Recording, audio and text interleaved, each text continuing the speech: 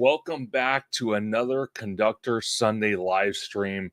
We have a lot to talk about tonight. We have our final thoughts of Festival of Holidays, where me and George tackled the day one chaos with rain and all sorts of stuff. Then we're going to talk a little bit about a video that David from Fresh Baked, from his sister channel, Fresh Baked Presents, put out a video talking everything about the Avengers Campus expansion, Avatar, the Eastern Gateway. We're going to get initial reactions from that. And we're going to talk about some other breaking news that our guest brought to my attention. So without further ado, we're going to bring him on now, the one and only, and I mean the only, Spicy Italiano, George from Hollow Gelato. George, welcome to Conductor Sunday live stream. I am so happy you are here today. Again, it's a beautiful Sunday, lots to talk about. Where can everyone find you on social media? Absolutely. And again, Conductor, thank you so much for including me in your live. Love doing these things, whether it's on your channel or my channel. It's always a good time hanging with you. But in any case, if anyone wants to follow me on social media, you can do so on my YouTube channel alongside with Abby, Hollow Gelato, where we cover not just the theme parks, but we cover all things of entertainment and just day-to-day life. And we do out of theater reviews and all that good jazz. And also you can follow us on Instagram under Hollow Gelato. Absolutely. And like I said, day one, I'm not even kidding, day one of Festival of Holidays 2025. This was nuts, because think about it. Never rains in California. Nope. The one day we decide to, do this, day one, grand opening day of Festival of Holidays, and we're already bitter as it is because it's cold, it's wet. We only have 6 booths compared to 12. So it was a and wild. They ran out of the Dole mac and cheese. How's that happen? That's what I want to know. It was only, what, an hour in? Yeah, an hour in. Insanity. But we're going to play George's video from his channel, so I urge you to go check out Hollow Gelato. He's put out a lot of amazing content throughout his channel's life, which hasn't been that long. So I don't know if you guys can see that on the screen, but Hollow Gelato is now at 25,000 subscribers. So I want to give a big shout out to George and Hollow Gelato and his wife, Abby, for doing all the amazing content. Absolute amazing job. Thank you so much. I appreciate it. And I do have to say something quickly about that. With the 25K, Abby and I are going to do a live. We will be doing it in our hotel room. But we got some unboxing that we're going to incorporate in that live. So definitely when we put up the live, check your notifications, because that's going to be a good one. And we possibly may have a giveaway to do on that live as well. So you definitely want to check that out. And one more thing, Conductor, before you get into it, I have to say, where you paused this video, if everyone could take a look at my face, it looks like I just like squatted and relieved myself. And it's just like that feel good moment. It's like that scene from Up when Russell has to go to the bathroom and he asks Mr. Fredrickson, "Do you dig before or after?" And he goes, "It's before." Oh my gosh. And folks, I just want to be very clear on this. I just put the video on the screen. I clicked like not even 10 seconds. I didn't even plan this out. It just happened. It's like lightning in the bottle magic. And yeah, literally. Yeah. Cause I was on here, like he just like set it all up and he just hit pause. And sure enough, that was the look on my face. Oh my gosh. George, before we get started though, I want to just acknowledge the audience real quick, since we have a lot of people. We have 31 people already watching. Big shout out to David, always a loyal fan of Theme Park Conductor and Hollow Gelato and so many others. So shout out to David. We got Haunted Mermaid 13 in the house. We got Giant Peter's Adventure in the house. Who else we got in here? We got the one and only Madame Lazelle. Absolute. It's a lot of fun with her in the parks. I have to tell you, it's Yeah, yeah, it is. Like, fun. it's always a good time with Mademoiselle. Oh, absolutely. We got Ryan in the house. Who else we got in here? Oh, there we go. We got some Remy D action. I Remy love D. it. I love it. And then we got some Lucas Kim. Always good to see Lucas. And that's about it for right now. But I'm sure more people are going to join. But God, what a photo moment of this! I don't think I'm going to get over this for quite some time. It's just funny. Yeah. Yeah, so everyone, like, if you guys wanna take, like, a picture of it and, like, you just create your own meme, like, I wanna be a meme, like, Go ahead. just make a meme. So so I'm gonna give everyone about 10 seconds before I start the video. If you want to take a picture of this, screenshot it, whatever you want to do. I find it funny as hell. Oh my gosh. But we're gonna play this video right now, and George is gonna take us through day one of Festival of Holidays. Stand more than wet shoes and socks, especially at a theme park, because we don't really know how long the rain's going to last throughout the day. But we're here for the holidays, so let's get to it, shall we? Christmas is in the air, folks. They got the tree up, got the wreaths up. Even though we're in Southern California, we're still getting the holiday feels. And instead of snow, we get rain. But you know what? We're not going to let that spoil our fun, because we're going to try a bunch of food, snacks, drinks, and all that good jazz for the kickoff of the Festival of the Holidays. All right, so we got our Sip and Savor pass. So I just want to state this real quick, because everything, and we've talked about it before, everything is going so digital in the theme parks. I'm so glad for the festivals that happen. There's 3 different festivals that happen at DCA: Festival of Holidays, which we're watching right now. Then they have Lunar New Year and Food and Wine. I'm so glad they still make little booklets of locations, the map of all the booths and food areas you can enjoy the festival foods. I'm so glad Disney has not made this digital yet, and hopefully they never do. I agree, but I do have one little contingency with that as far as the lanyards. Sure. We've noticed that because of now, of course, it was raining, so you know it's out of the control. But we've noticed that the lanyards of the pass are not full plastic anymore, No. because the corners started wilting and you could see that under it is paper. So I really wish Disney would go back to just the full on plastic.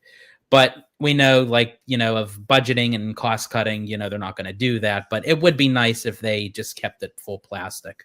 Oh, by far. And again, I get they want to, budget things, but I couldn't agree more. And lightning in a bottle type situation never rains in California. You know, and like I said, the fact that it rained on day one and then days after, it kind of we still made the best of it, We but did. it's just Southern California. It's like we never get rain, so I just Yeah. crack me up.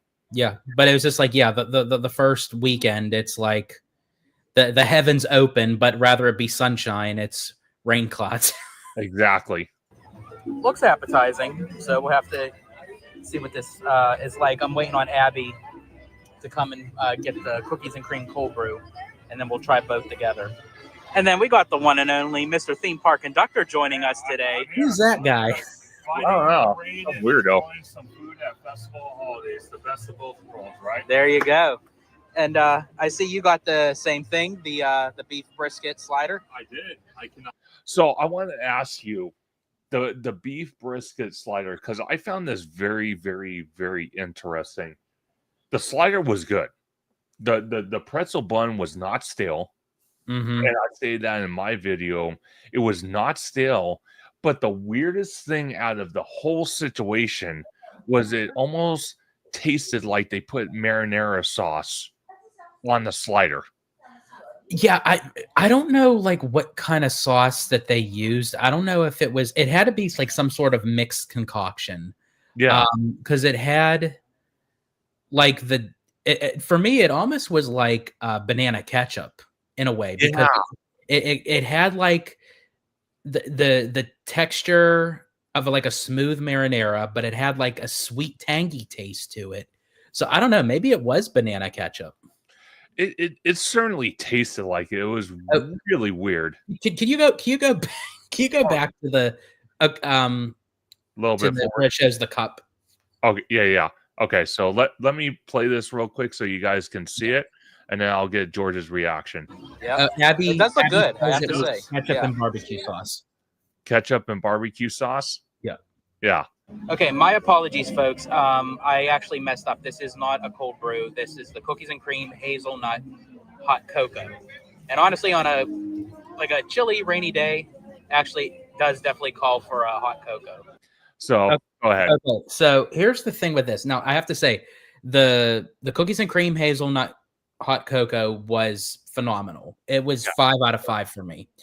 The problem is the lack of presentation of how they showcase this thing. It's like in this big cup and it has like whipped cream on top with like it's all like decked out, it's all festive. And then they give us this little half pint of a cup with a lid that you like something that you would get at Starbucks. Yeah. And honestly, you probably could get better presentation at Starbucks. And it's like, I don't like, I want like a Guinness of that stuff, like of what we pay for that sip and savor pass. And they give us this little cricket. It's like, Oh, it was despicable. You know, the presentation on that was like generic. It wasn't. It wasn't all like Abby said. Perfect comment. A kid's cup. it It literally has a kid's cup. It Yeah. was just missing the sippy lid. You know how the little spout is like Yeah. put on the lid? It's just missing that. But it is a kid's cup. You know, if you didn't have the sip and savory pass, I forgot how much that thing was, but it was like what, $5 or $6 for that. Abby, if you remember what it was, because yeah, I think we used the sip and savor with it. I think it was under 7, I believe. But yeah, it was still pretty high. But yeah, that's the kind of cup that they give you when you ask for like a free cup of water. So basically they're teasing you and they're like, oh, here's a taste, but one sip and you're done. Yeah, exactly. Unbelievable.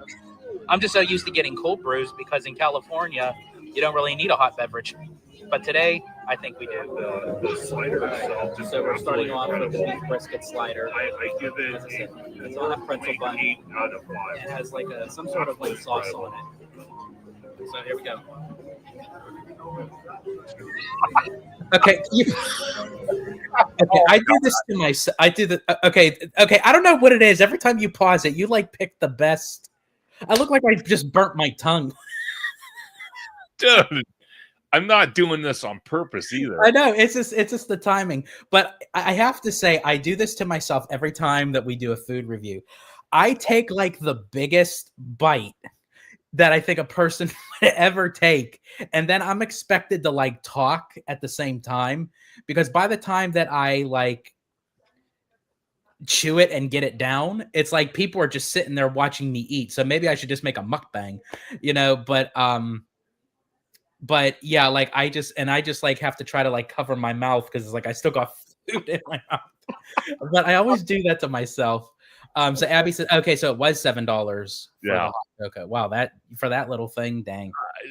And the amount of whipped cream they probably put in that probably diluted even more. That's why every time, like, if someone asks me if I want whipped cream, I say no because it ends up covering like 1/4 of the cup. Yeah, it's the same thing like when I have gone to Starbucks and they had the refreshers, like usually during late spring and all through the summer, I usually ask no ice because the ice they put in there dilutes the drink so bad. Like if you don't sip it quick enough, it dilutes it so quick. Absolutely. And Peter, if you're still in the chat, take your screenshot because there you go. There's another meme for you. I just get a There you go. screen full of memes.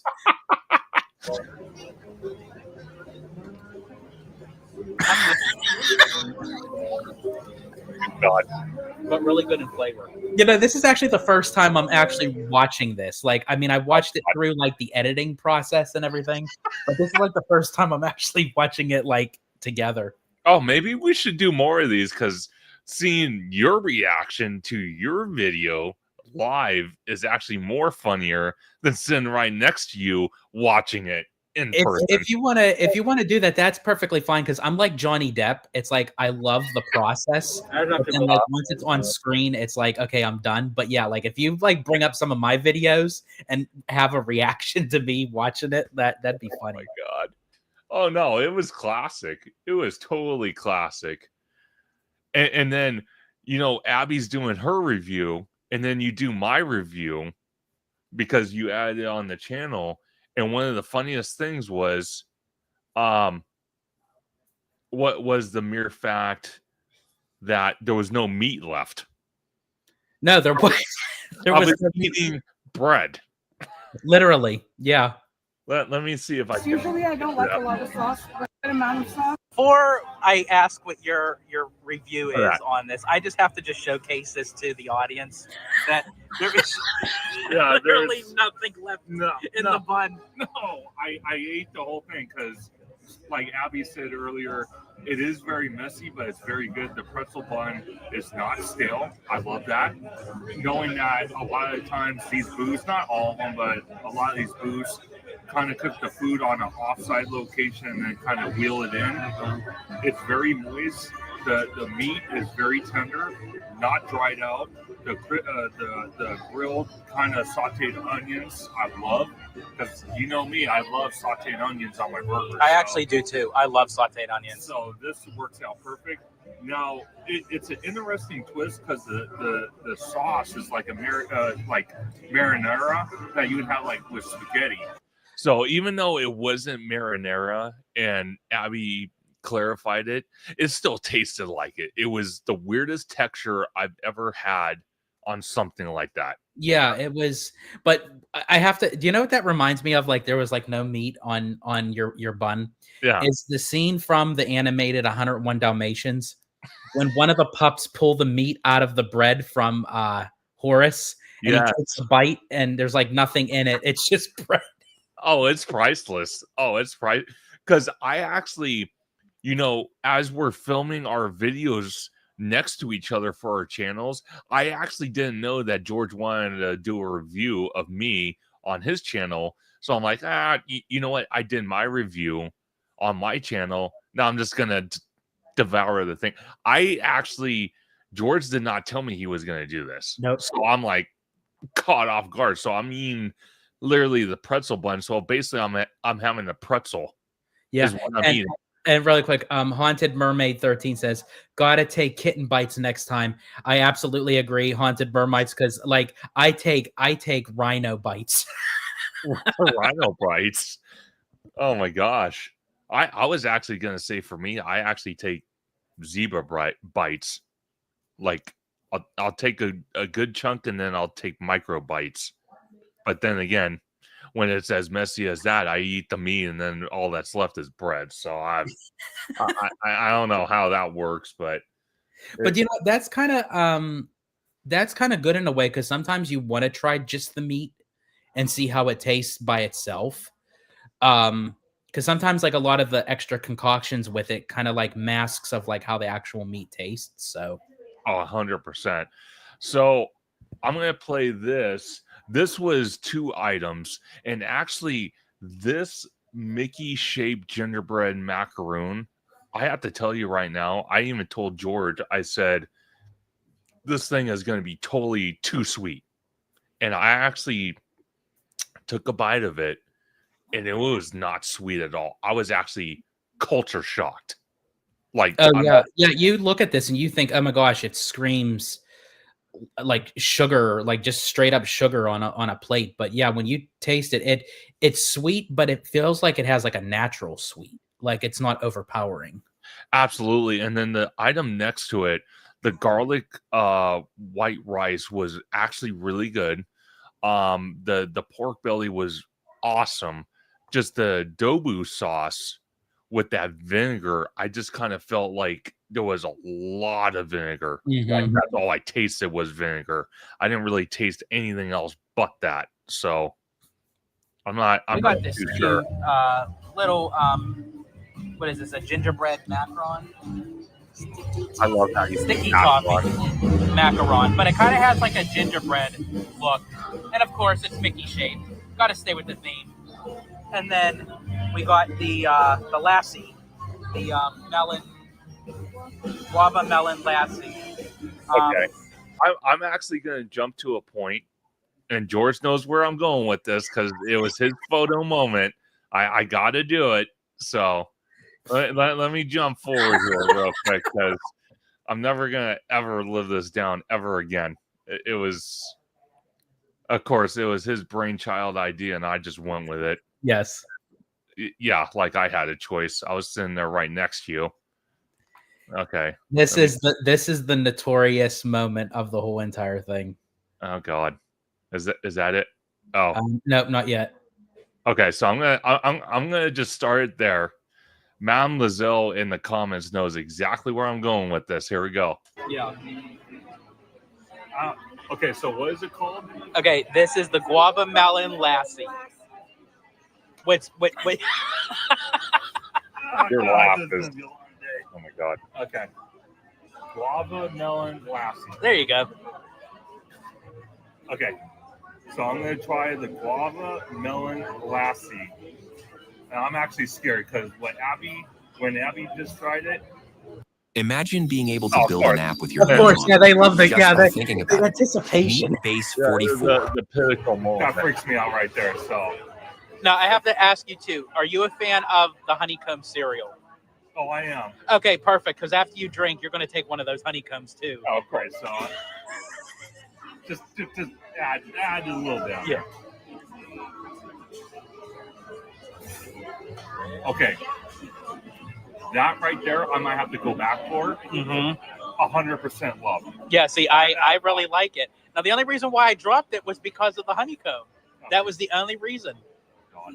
I think that would have made a nice little topping feature because I love honeycomb. Yeah, with the little white on there. Yeah. Sure, why not? And still like the Nevada desert. Yeah. No, why not? They probably got a outdated box from the food bank. Oh, I 100% believe that. Or they probably got it donated by one of our many Costco's that do donations every single day on everyday food items. So that's probably what happened. So if you guys go and get this drink and you don't like the honeycombs, you could thank Mr. Theme Park Conductor for the outdated box of cereal. It probably came from a Costco. There you go. Lovely. But yeah, in all seriousness though, I actually enjoyed that drink. That drink was really good. So if it wasn't rainy out here in Southern California and it was like warm to maybe hot, that would be a perfect drink to refresh. I agree. Perfect refresher drink. So 5 out of 5 for me. All right. Besides the honeycomb, I'm not counting that. You're not going to count that? No. Okay. So if I didn't count the honeycomb, I would give it a 4.5. Okay. Yeah. Okay, this is scaring me right here. Oh God! See, look! See? Okay, take your meme photo, everybody in the chat, right here, right there. Okay, so I have to give clarification of what this is. Here we go. So, as you guys were watching Conductor doing the review of the drink, you can notice that there were 2 straws already in there. So, what happened was I already had my straw in there, and then he put his straw in to try it. So the 2 straws just stayed in there. So I thought I'd drink a little bit, and then I saw the second straw, and I'm just like looking at the second straw, and then I look up at him, and I'm like, my crazy mind, I'm thinking like, oh come on, this is content gold here, folks. I'm like, so I thought, you know what, I probably can get him to split drink with me, and you're horrible. You're horrible because now. Okay, so we are just under 3 months until the Orlando trip, and I know he's going to try something. I can almost guarantee it at this point going forward. He's going to do something. Abby Abby sent you a little something. She did. Abby, thank you so much for the super chat of $4.99. It says super chat for another 2 straws and 1 cup at Universal with butterbeer. Oh God, here we go. I guess we're gonna have to do it on what is that annual Passover takeover night on December the 4th? I guess so. You know, we're spreading the holiday cheer. Yeah, no, yeah. I'm not wearing a Grinch sweater, so don't even think about asking me that one. Don't you dare. But thank you, Abby, for doing that.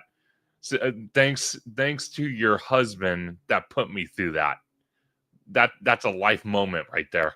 And you're welcome. Well, I know. It's just, and everyone thinks it's hilarious. Now it has to be a cohesive thing between Hollow Gelato and now Theme Park Conductor. Now it has to. Oh my gosh. Oh yeah, Haunted Mermaid, like literally my laugh. Oh, it's funny. You could already see already. Yeah, if you hear my laugh, like I am up to no good. Literally. Oh yeah, it's sinister. So when you think about Villains Land going into Magic Kingdom, George fits right into that. I kid you the frick not. Oh God! Don't. This guy over here. So he wants to play. He wants to play this music called "This Is Love." No, not Lady Tramping the Bed. No. Oh, you know what? Oh, We're God. literally right outside of Pizza and Pasta. Oh God! You're horrible. You're horrible. I hate you both. I hate him. So we're outside the pizza and pasta place, and George is trying to reference Lady in the Tram to me, in a way. It's just like, what in the hell are we doing here? But George is right though. It's literally content gold. It's like it is. You can't tell me that there's content creators out there that did what we just did. So, well, at least on public. That's like that's a one of a kind. Oh, Mountain Lizelle says, "Oh, I love this, and thank you, Mountain Lizelle, for the $4.99 super chat. I deeply appreciate it." But okay, this is another photo bomb moment right here. Look at George; he can't even control himself. I can't control myself. So remember, folks, if you watch the video I had, it was on a live stream on Sunday, and I had George and I had Jared from Capture the Magic. And somehow towards the middle to the end, the whole thing went from talking theme parks to bidets at Costco. George, I swear, when he was doing his outro, I encourage everyone to go check out that video. When he was doing his outro, I swear he could not keep it together. I couldn't. I could not from his eyes and laughter. And then Jared, it was hilarious. He was laughing so hard. He was bent over his computer chair. You could see him kind of just off camera. And George had to mute himself because I'm like, George, I can't even do my outro. Well, yeah, I had to mute myself because I was gagging.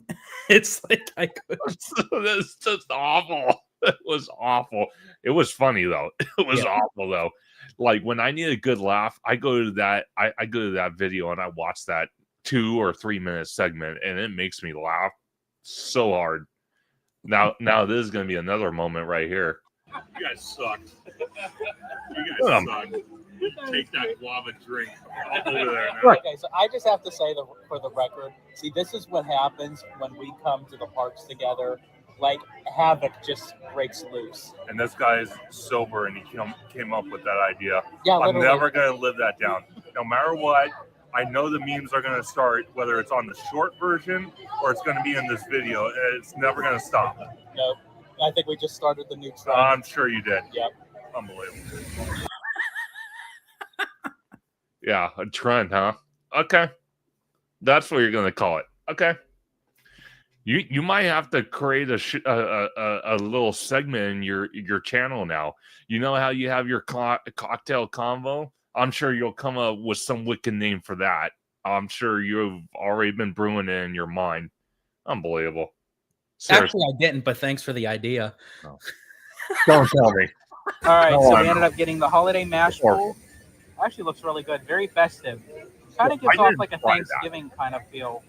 And then I tried You that. weren't honestly, you weren't really missing anything, to be honest with you. It was okay. Yeah. I just That- felt like it was like just too much together. Yeah. That's kind of what some of the guys we were hanging out with were saying. Even another person that was sitting next to me when I was trying this Eclair out. And actually this Eclair, you know, I know you said the frosting was a little too much. I don't think the frosting, at least for me, was too much. I actually thought the chocolate mousse filling inside was going to be totally like above and beyond rich. Now that part And was it good. wasn't. I actually liked the inside of it. Honestly, I probably could have just broke the piece into two, take a spoon, and like eat the Yes. chocolate inside, because it literally was like chocolate mousse for me.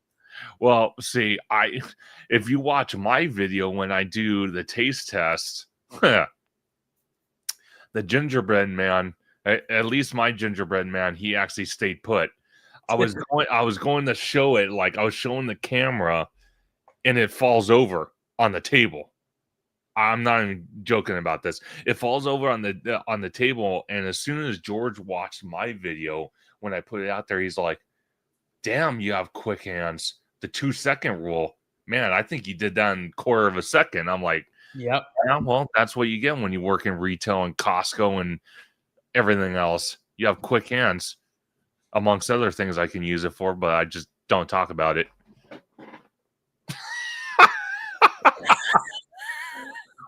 See, there's that laugh. I swear, George needs to trademark that laugh. I'm not even kidding. Yeah, it needs to happen.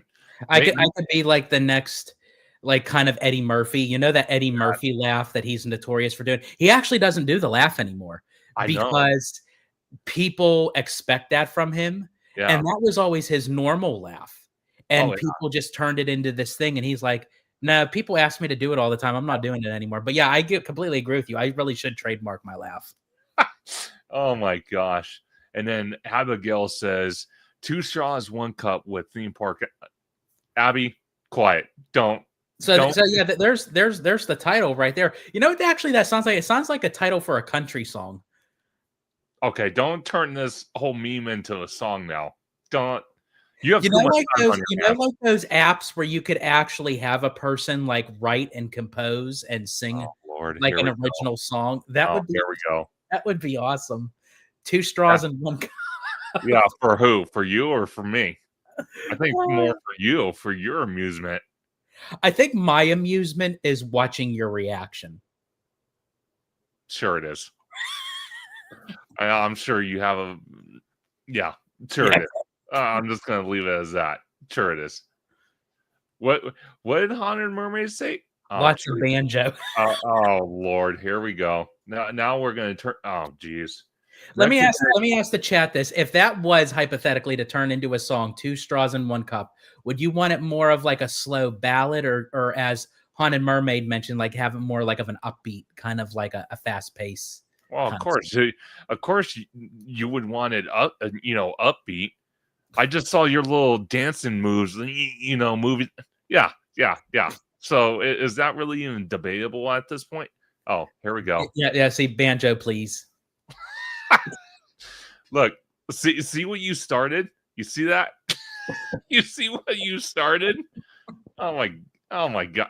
See, now this whole chat now is going to be like the bidet chat. It's not going to stop now. Oh, Haunted Mermaid says, I want to go down the bayou with that tune. Okay, so like that, like that going down the bayou. Okay, so it would be like, okay, so I could probably come up with something. Give me a little bit of time. I might be able to come up with something like that. Well, Josh, tomorrow, if you're watching this, please become CEO. And then when you see George, hide. Because knowing George, he'll probably give you the influence to put that song in Tion's Bayou Adventure, and I'll never hear the end of it. Because millions of people will enjoy that every single year. That really honestly would probably be a good song for The Princess and the Frog. Straws, 1 cup kind of thing. That could have been the lost song from the movie. Oh, Lord. Why am I feeding into this? I don't understand this. Why am I doing that to myself?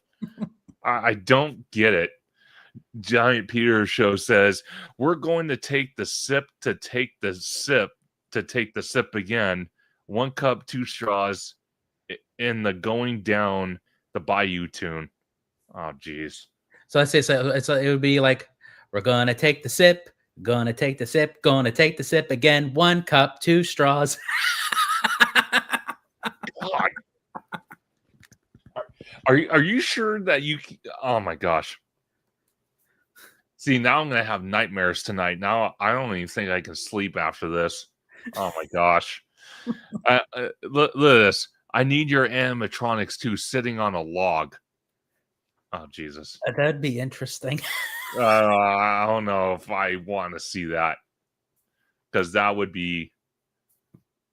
Of course, Abby says yes. I say no, she says yes, and then I say yes, she says no. Wow, unbelievable. Wow. Okay, unbelievable. Huh. I want to ask you though. Wait, I can't even focus now because you and Abby just poisoned this whole thing. All you did. You're all horrible. So sorry. Go ahead. Yeah, like I can even focus now. Oh my god. I don't know. Okay. Okay. That blue drink that we got from that booth, that dark blue kind of ocean drink. Did you kind of feel like that was really acidic? Like it was overpowering? It was overpowering. It felt like I was drinking a cup of ammonia. Yeah, that was dyed in blue, wasn't it? Yeah. Yeah. Now and the kind of like the candy, like the piece of candy like that they have on top, that's the like the sugary, I don't even know what you would even call it. That was okay, you know, but yeah, the drink itself was like, I preferred the hazelnut cocoa, and then the lassie out of the drinks. Oh my gosh. You got oh jeez. Yeah, no, but see, that's the difference between me and you, because I hate coffee. So for me, don't get me wrong, I do like flavored drinks, but for me, it was way too sugary. Like, I mean, Yeah, way above my standards. Like, I'm not even kidding. Like, it was a soda times like a million. It was that bad. I don't think I would ever get that again. That was no, really I wouldn't get that either. no. Abby says round 2 for butterbeer. We could do other round with something at Disney, and even one more for not. You know, that would actually be a great short, because that way, if we do one at Universal, we do one at Disney, we do one at Knott's, that's the trifecta. I can cut that and do 3 like cuts into one short. Of course you can. Of course you can. Yeah. You know. Yeah. Peter said that the trilogy. Yeah, trilogy. Here. Yeah, trilogy. Way to go, Peter. Thanks. I appreciate that. Oh my gosh. He also says we might need to take the skeleton of Navi Sherman animatronic for Conductor, and oh geez, don't. So wait. So if it's wait. So if that's the trilogy, so the title would be The Fellowship of the Cup. What? The Fellowship of the Cup. Oh God. The second one would be The Two Straws. I'm gonna be sick. And then the third one would be Return of the Cup. I'm gonna be sick. I don't know if stomach sick or head sick. I don't know which one. Oh my Lord. Oh geez. Yeah, see, Peter got the reference. Yeah, I went full Lord of the Rings on that. Oh, I know you did. I was waiting for someone to point it out in the chat. Oh, I know you did. You must have just watched Lord of the Rings earlier. No, actually, I haven't. I really need to watch those again. I love that trilogy. I love that trilogy. I really wish that they would get that in somewhere in Universal. Like, you know what's funny? I honestly, okay, there's that drink, by the way, but I honestly think that the Lord of the Rings, if they're going to implement it somewhere, it's going to be in the London park. I think it fits in that I Universal. can see it being in the UK. Yeah, for Yeah. sure. And of course they would get that. And then there we go. We have to go traveling over there to see it, you know. Which I'd be okay, because going over there and two guys sipping out of a cup is actually norm to those people. And Believe it or actually, not. and then of what Abby just said, yeah, I could go, my precious. Okay, I swear, if one of these times that I do one of these, because I am agreeing with George, I am going to do this for content purposes, nothing else. I swear, if he whispers that when I'm trying to drink out of that, I don't know. You might. Well, I'm not even going to say it. I think honestly, when we do all these, there's probably going to be a lot of outtakes. I'll probably just have to create like an outtake video for you guys, and maybe I'll create something for members for Hollow Gelato too, because which in any case, yeah, if you want to see a lot of we have some ideas for a lot of bonus material. So if you guys definitely want to check that out, please feel free to become a member of Hollow Gelato, because you think it gets crazy on the regular channel, it's probably going to get crazier for the members. Oh, yeah, 100%. Because like I said in the video when I had the audio on, he came up with the straw idea sober. Mhm. Okay. Not, completely off his rocker. I can only imagine what the hell he would have came up with. So I'm glad that didn't happen. Because as I said, I'm off my rocker, sober, drunk, tipsy, all that above. I don't know how you do it, man. You must be one of the smartest people during that time I've ever met. Man, wow. But I want to ask you overall thoughts before we get to the next video of our live stream. What overall did you think of festival? Not just the booths, but the food we tried and just the whole atmosphere. Like, let's say it didn't rain and it was just a perfect sunny day. What would you rate it at? So for me, take the weather, take the rain out. I think it was good. I'm not going to say it was horrible. I'm not going to say it was spectacular. I do, for as far as like with like the DCA stuff, I don't understand why that they cut it down to 6 booths when it was 12. And I don't know why, if they were going to do that, why not give us new foods? Yeah. A lot of this stuff is repetitive from previous years. I love when they have like the decorations up and the lights go up, with the Christmas music playing and everything. That's always a great time. I love the holidays in the parks regardless. I just feel like that they could do something a little bit more, kind of like what they do like during the Halloween season. Sure. I would just like to see like a little bit of like a extra kind of thing. Absolutely. You know what, to be honest with you, I can't agree more. I think if the rain was not involved, I think the biggest issue I would have is them bringing back a lot of foods that have been brought back previous years, and on top of that from other festivals, from like Lunar New Year and Food and Wine. Mm-hmm. So I would really hope going forward, whoever the next CEO is, and hint, it's probably going to be Josh tomorrow. I really hope he implements bringing back more food booths with more food and drink options than repetitive year to year same food items with maybe a little twist, because that little twist does not dignify, buying the sip and savory pass if it's going to be the exact same thing or very close to it that you got the year before that you may or may not have liked.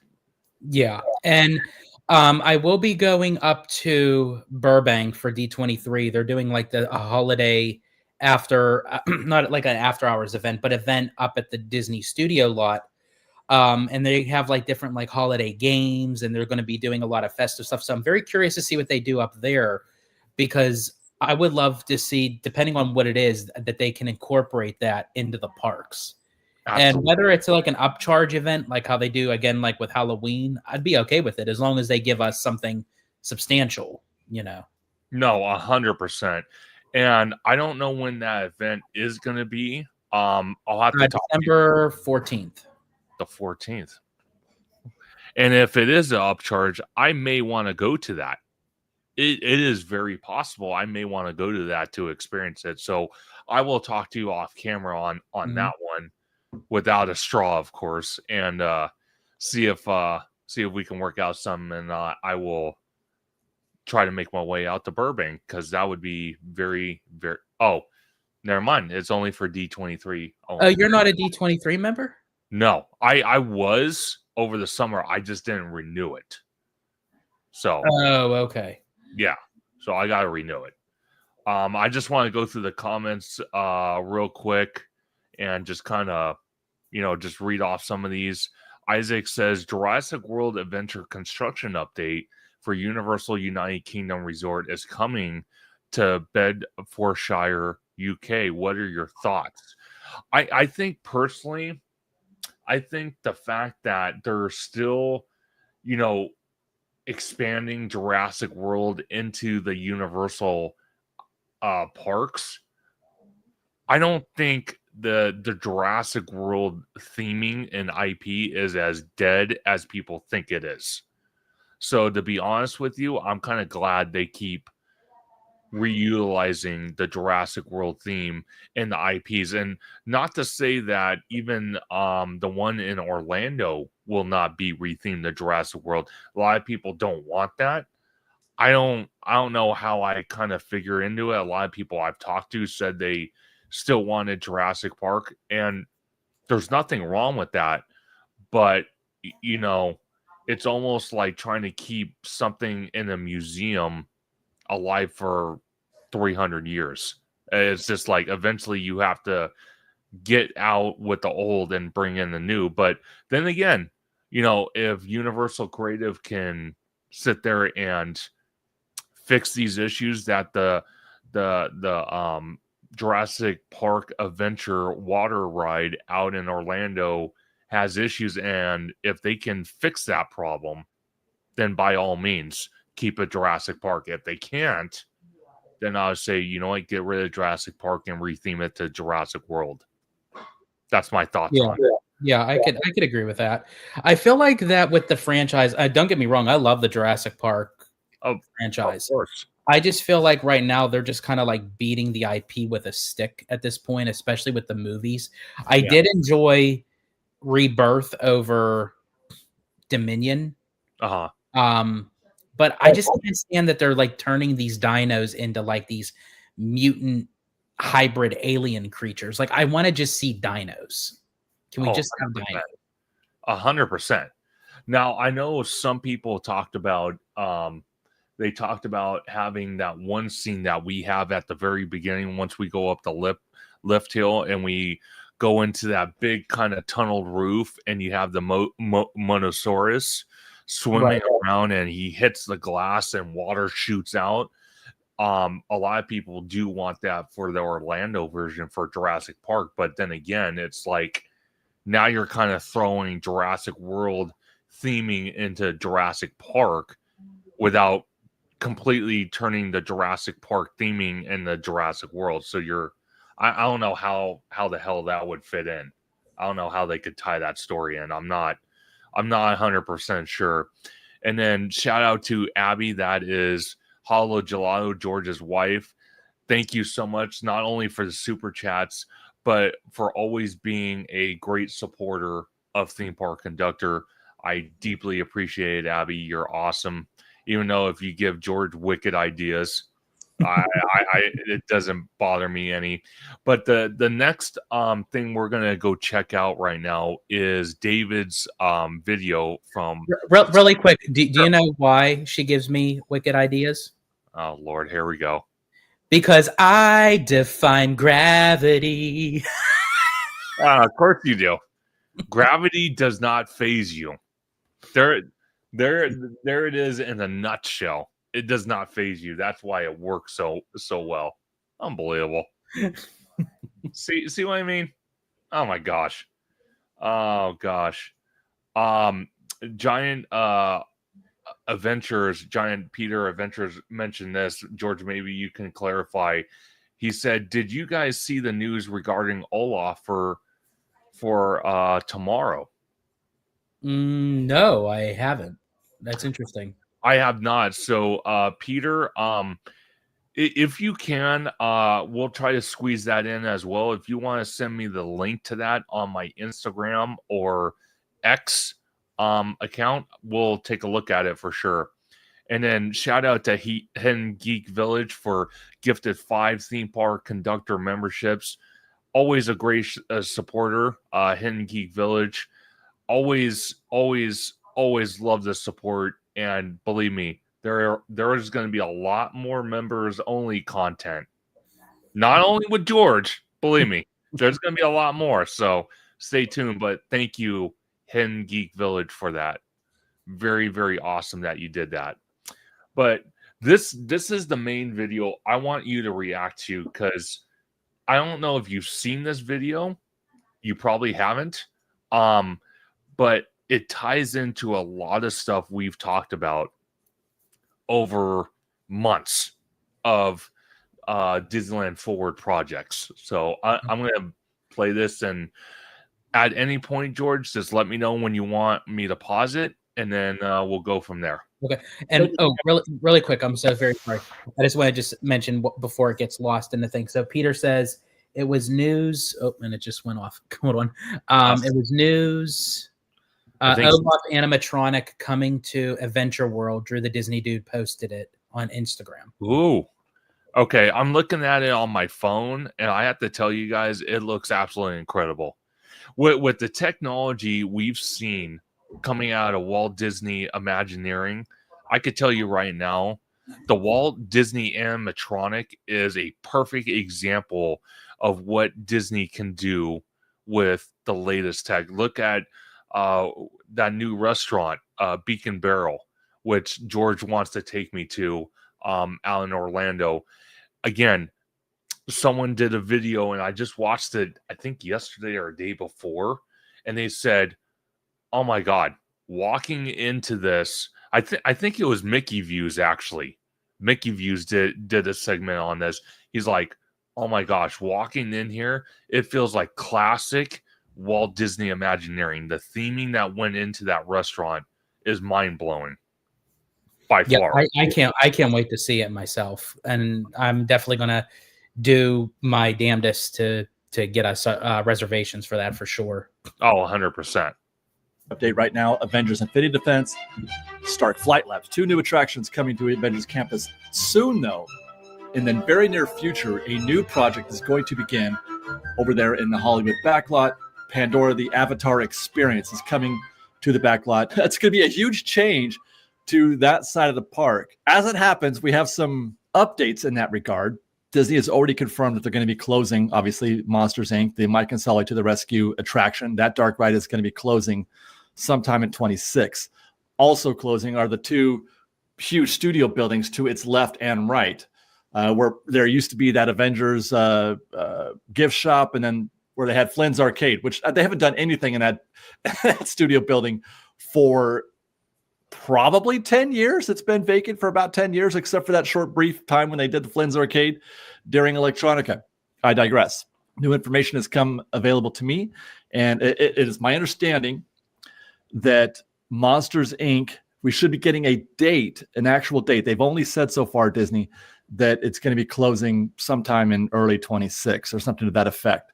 The assumption was winter, but we don't have a date. We don't have an actual date. I'm hearing we're going to be getting that date pretty soon, probably in the next week or 2 is my guess. But that, not that it's going to close in a week or 2, that we're going to get the date that it will close in a week or 2. Now, my initial expectation in that regard was that it was going to be sometime, like I said, maybe February, because I feel like they want to run it obviously at least through the holiday season.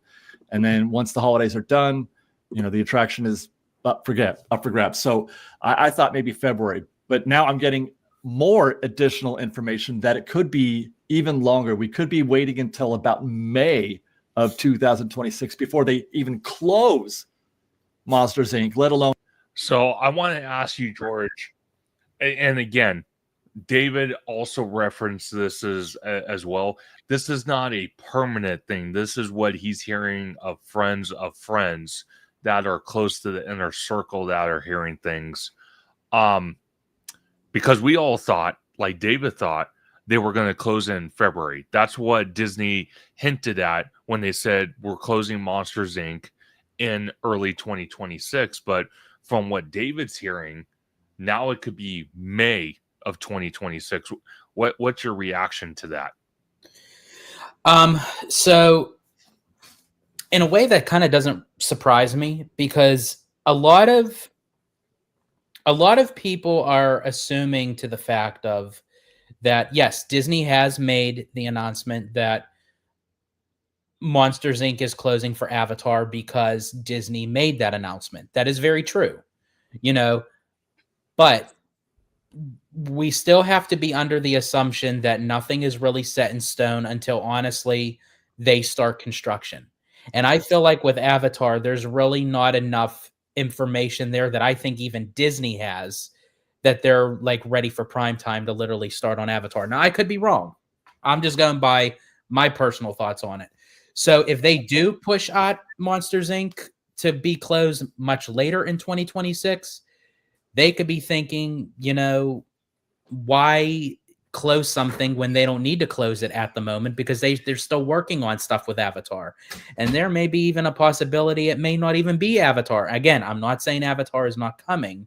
Yeah. But in that location, I still can't foresee Avatar going there. Now, again, Disney, they're masterminds at making stuff, work, and maneuvering stuff and everything. But even when they do put something there, the transitioning from Buena Vista Street into Pandora over to Avengers Campus, I just don't see it, because I'm so used to seeing Pandora, how it is in Animal Kingdom, and how it's completely separate from everything. I just don't get it. And Mademoiselle mentions it, and even Giant Peter actually mentions it a bit too.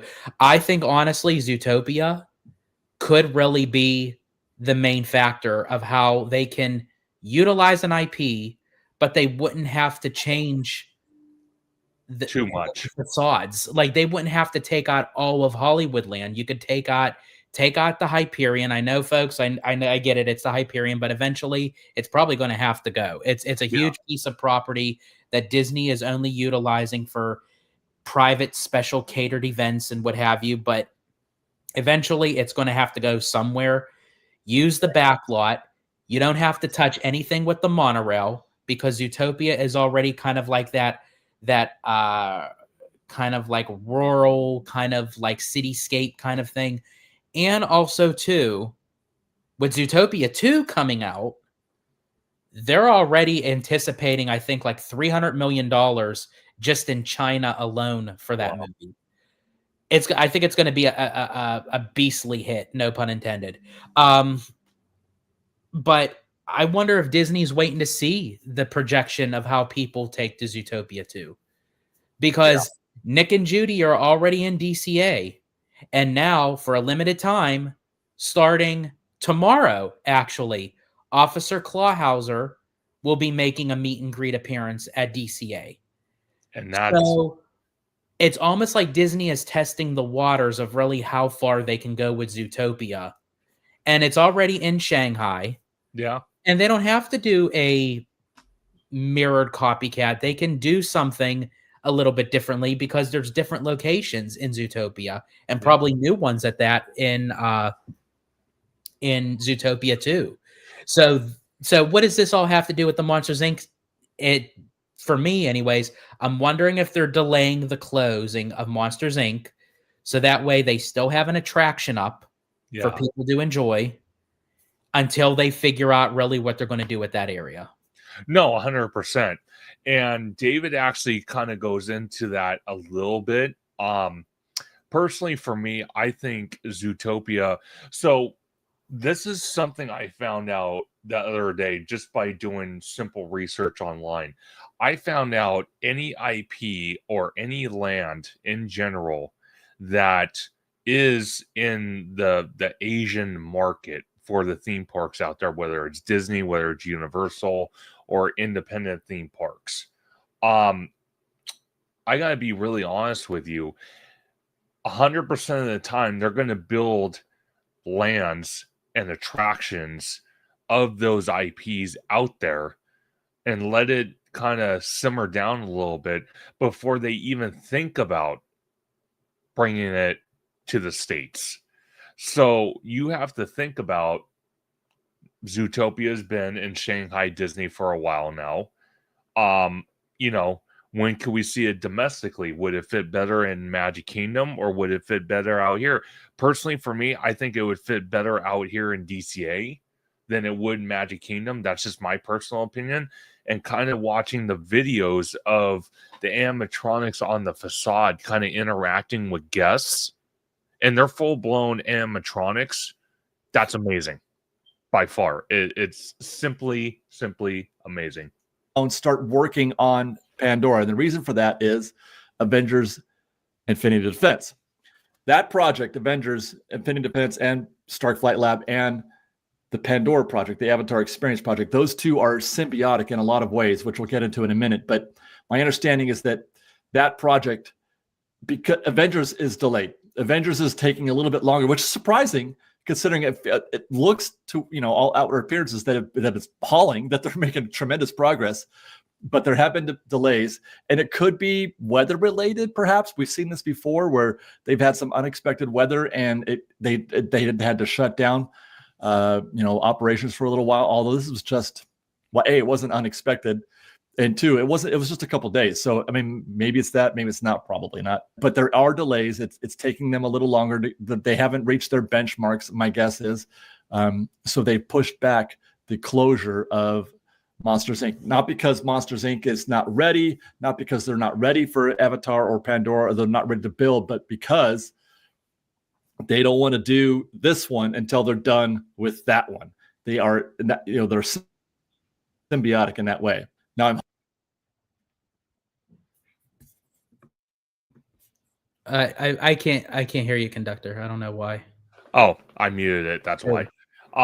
When he talks about a symbiotic like that, my only concern with that situation is because we've been hearing recently, and I'm sure you've been hearing the same thing. We've even talked about it. Is the fact that the two the two Avengers attractions, Stark Flight Labs and Infinity Defense, now is possibly going to open in early 2027. And what David's referring to, if Disney does go this route, they wouldn't even start Avatar until 28. That's literally right in the prime time of all these Southern California theme parks getting updated, getting ready for the international crowds that are going to flood Southern California for 2.5 weeks, possibly 3 weeks, and all the media attention and all that. So my concern with that is that a good idea or is that a bad idea? I think if you're going to start construction on something like that in 2028 for the Olympics, I don't think that's going to be a good look, especially for a lot of the international travelers that, they're going to, they're going to go to Universal because it's up in LA, but they may travel down into Anaheim, and the first thing that they're going to see is, a bunch of construction walls like going into DCA. I don't know if they would start it in 2028. My question is, because Josh D'Amaro said to us at D23, all these projects, by 2030, I'm still trying to think, are they supposed to all be finished by 2023, or they would all at least be starting in by 2023? Because at this rate, if they close Monsters Inc. in May of 26, half of the year is pretty much gone of 2026. And if they're expecting to have Avatar open by 2030, there's no way. I don't think they could get that land up. I can't recall. I think it was Peter that mentioned the timeline of how long. It was either Peter or Remy D that mentioned how long the time frame was for Pandora and Animal Kingdom, but I don't think they can get it in 3.5 years. I don't know. I could be wrong. Unless they're really going to turbocharge that, I don't see how they could. I personally, for me, I honestly do not believe. I told someone the other day. I told someone the other day, basically, that Avatar will probably open, and I hate to even say this because I don't like saying it, probably by 2035. That is more realistic, because if you think about it, yes, Peter said Animal Kingdom took roughly 5 years. Exactly my point. So 5 years, so probably around 2035. But the problem is, you close Monsters Inc., and that's just closing it. That's not doing anything yet.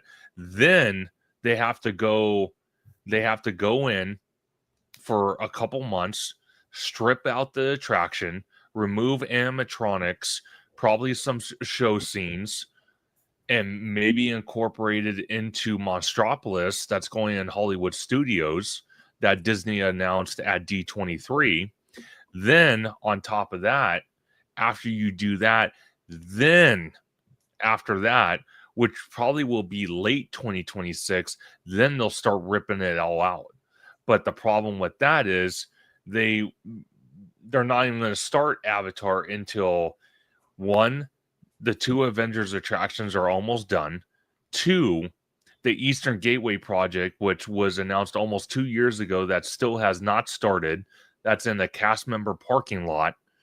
The Sky Bridge over Harbor, that's going to go into the new entrance where the bus load and unload area is. And that's another thing I want to bring up before I play more of this video, is once they put that bridge, because we've all seen the concept art, once they put that bridge, through the bus load and unload area, once they build it, they can't unbuild it. And basically, when you look at the concept art, that is basically saying, okay, this is how far Avatar is going to expand out. So they can't expand anymore. Once the bridge is built, they can only go that far, and that's it. So my hope is, when they build the bridge across Harbor, it's more to the side of the backstage area where Tomorrowland is. That way it gives enough room for Pandora if they want to. Well, that's another factor. But that's another factor. They can't even start Pandora until they finish that bridge. Yeah, and someone that I heard from said it's going to, at least, just for the parking structure, at least it's going to take about 24 to 36 months to build that. That's what I'm saying. So then, yeah, you have to take more into account that it's not just closing Monsters Inc. Yeah, it's other things. You have to reroute the parking, to then you have to reroute the security checkpoint, because then you have to then build the bridge over, and how long that's going to take. And then you have to maneuver the 15-minute guest parking and drop off, because that's going to extend out. There's just a lot of factors into that. And I just don't know if Avatar is going to be ready by that. So why do they need to do the bridge before building Avatar? So good question. If you look at the concept art, the bridge that's going to go across Harbor is going to run into where the security checkpoint and where the entranceway to Disneyland is now. I'm going to try to find it real quick. And in that concept art, you can see what I like to call Pandora's ass. You can see the back part of like where the show building is, that's supposedly going to be Pandora. They can't build out Pandora into that space until that bridge is completed, because if they build out Pandora, it's going to run into the walkway that people go from the main street into the entranceway. So they have to have a newer way for people to get off of the bridge So there's just like a lot of maneuvering.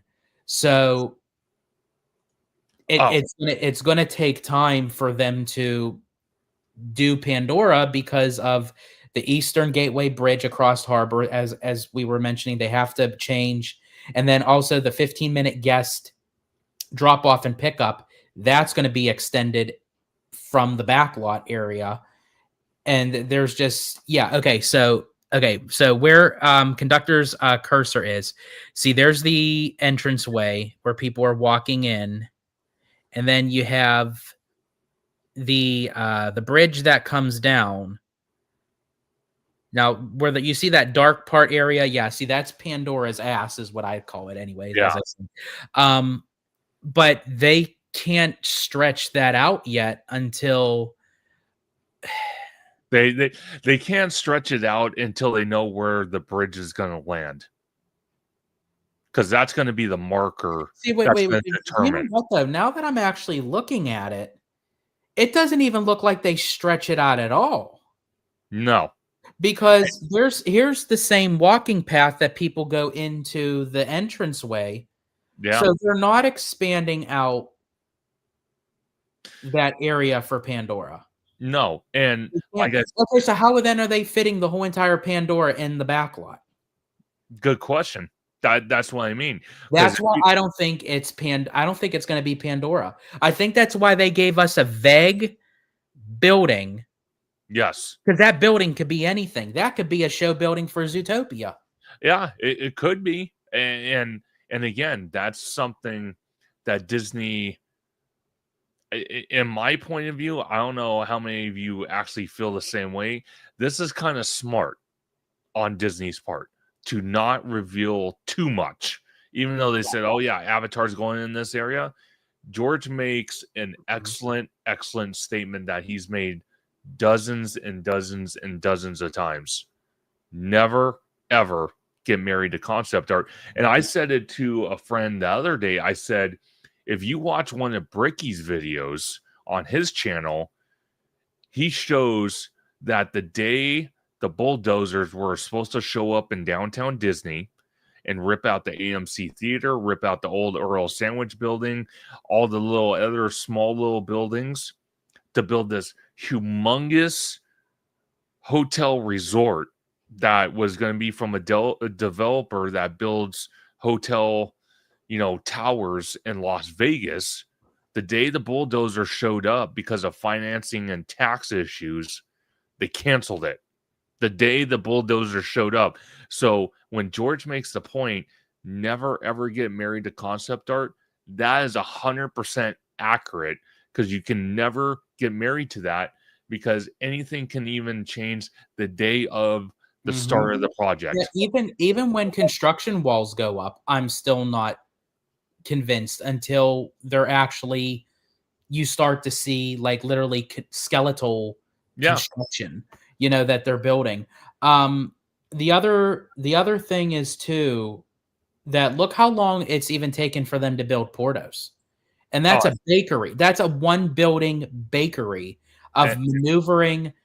Earl of Sandwich, God knows how many times that Earl of Sandwich has been like opened again, closed again, opened again, moved here, moved there. And that's just for one location of a building.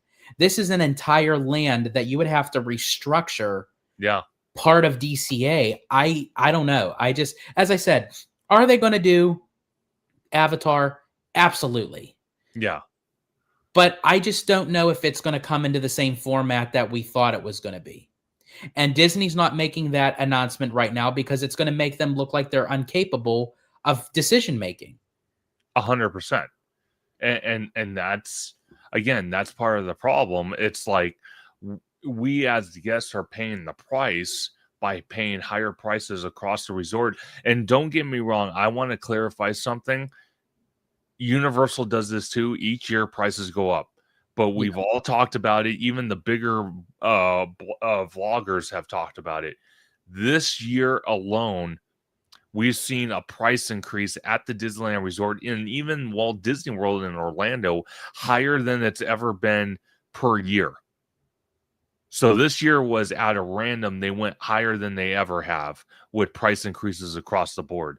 So again, the Well, problem. I think it was Theme Park Wizard that mentioned parking at Universal Studios Hollywood. I think went up to $40. It did go up to 40, but think about what we're gaining though. We gained Slice House that's open.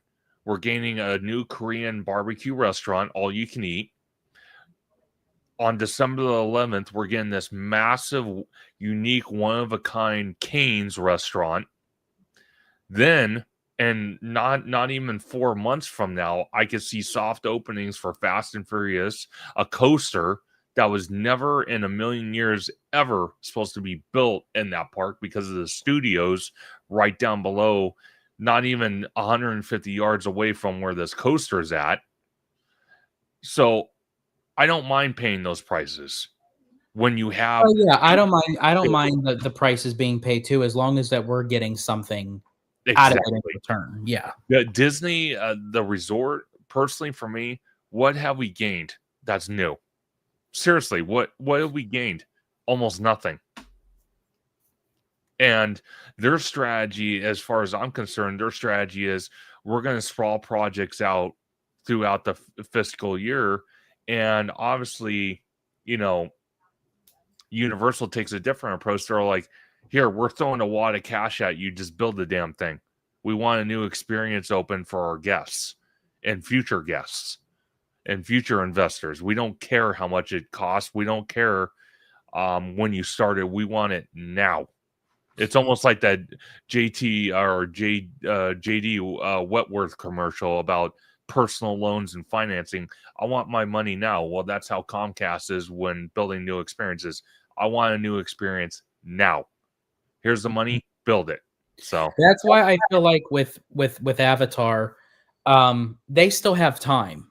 That's why I think they're not rushing it, because Fire and Ash isn't even out yet. Yeah. And then there's going to be 2 more Avatars even after that they're saying that there's going to be implementations of all the films in there. So I don't think oh gosh, I remember that commercial. Is that the 877 cash now? Yeah. Yeah. Oh my gosh. Like, oh my God, I remember that. Oh my like God. I literally thought like of that. Like I was like tempted, like, of course, when I was like young, naive, and stupid, you know, where it's like I literally was gonna dial that number and think that they would just give money on the fly. Like you would just like you just call and say, yeah, can I have like $150, you know, and they just like with the opera singers. I remember that. Oh jeez. I remember that one too. That the 877 cash now. Dude, one time, before I start playing this again, one time I actually, because I was mad at my dad for some reason. I forgot what it was. It was something so stupid. So that commercial was coming on. I literally, I had the volume on mute, but I cranked the volume because it was on a stereo surround sound. I cranked that shit. And it was the opera one? It was the opera one. So my dad jumped. I swear to God, he jumped. He was so pissed at me. He grounded me for like 2 weeks after that. He's like, God damn it. You almost gave me a freaking heart attack. God damn you. Blah, blah, blah. Oh my God. It was hilarious, though. It was totally worth it. I was just going to say, was it worth it? It was totally worth it. 100%. It's an actual issue in the long term in terms of when they finish Avengers, because with the new film, the Doomsday movie is coming out end of next year. And you would think they'd want those things to be, you know, coordinated, that they'd want to have that attraction open just because the hype, because people are going to be thrilled about Avengers again. Maybe not necessarily because there's some sort of synergy between the two movies. I don't think there's not going to be Doomsday, you know, features in the ride per se, but there's just going to be hype. So you would think they'd want this ready. So quick. I don't know if this delay is going to be. Okay, so and I can understand what Dave is saying, like there may be some features and everything, but this is the frustration part. We're supposed to be getting hyped for Doomsday, and then shortly after Secret Wars. This is the time where like the Avengers in a way is coming back at that people were wanting. And I feel like that when we get this new ride that we've been waiting for since the announcement 6 years ago, almost going on 7 years ago, all the hype of Doctor Doom and RDJ being Doom and everything, and then we're going to go back and like, oh yeah, by the way, here's a different variation of Thanos. It's like, is anybody really care at this point? Like, I would rather, and they could actually do this because they can swap out Thanos for Doctor Doom. Oh, 100%. 100%. Will they do it? Hopefully. Hopefully they build the infrastructure for that, where they can take animatronics or show scenes, kind of like what Pirates has done with their pirate franchises. Every time a movie comes out, they add some type of element to the attraction. Honestly, I feel like the extended of Avengers Campus, and I get it, like it got delayed because of COVID and the shutdowns and everything. Sure. I completely get it. I just feel like that in the extended with even like Stark Flight Lab and Infinity Defense, they should have been out when the hype of Infinity War and Endgame was out. I feel like that would have been more of a stronger impact. Now, again, is people going to go on this ride? Absolutely. Am I going to go on it? Absolutely. It's a new attraction. It's going to be great. And honestly, you don't really need something brand spanking new, but I don't know. I'm just kind of like over the Thanos thing, to be honest. Same. Final with respect to when they might hope to deliver Avengers Infinite Defense. But let's get back to Monsters and Mike and Sully, because that's really what I want to talk about. We don't know yet how the Pandora project is going to be related to the transportation hub and the Eastern Gateway. They are related because they're all sort of working in the same space. This is where things get really hinky. If there's a delay for Mike and Sully to the rescue, that would also impact the Eastern Gateway project. They need to start building the Eastern Gateway, right? But part of that project, part of the Eastern Gateway project is extending that, with via the bridge, which we'll talk about that again in a minute, via the bridge that's going to connect the parking lot that they're building on the other side of Harbor Boulevard with the transportation hub. That transportation hub, where they're going to be sending that bridge and where they're going to be sending guests, is also where they're going to be building the Avatar experience, where the Toy Story buses drop off, etc. That's going to be in some future world. That's going to be Pandora. Will that perceived delay from possibly February out into May for the closure of Mike and Sully's to the Rescue, how will that affect the Eastern Gateway project, the transportation hub, the new entrance into the park from that side of the park? It stands to reason that it would, because you can't start building the connection between the Eastern Gateway, that parking lot across Harbor Boulevard. You can't, the connection between that and the harbor entrance, where the transportation hub is now, you can't start doing that until you're ready to demo whatever spaces they are demoing, i.e. the Toy Story drop-off area. If they're not ready to demo that, then you can't start building out in that direction. And they're not ready to demo that if they're not ready to close Monster. You can't start that demo process of the transportation hub until you close Mike and Sully's to the Rescue. It's unfortunate, by the way, I should add, that this is even necessary, but as my understanding is, and this is typical of many projects that we've seen in the past, there are multiple contractors, but they often will just shift those contractors from this job to the next job, and they just keep moving. It's a shell game. They keep moving those contracting groups around. So they want to wait until they're done. They have to wait until they're done with Avengers Infinite Defense until they can start doing. Oh my God! So they can't start working on Mike and Sully's to the Rescue, and therefore they can't start working on the Eastern Gateway, which again is unfortunate, because none of this can happen. None of Avatar can happen.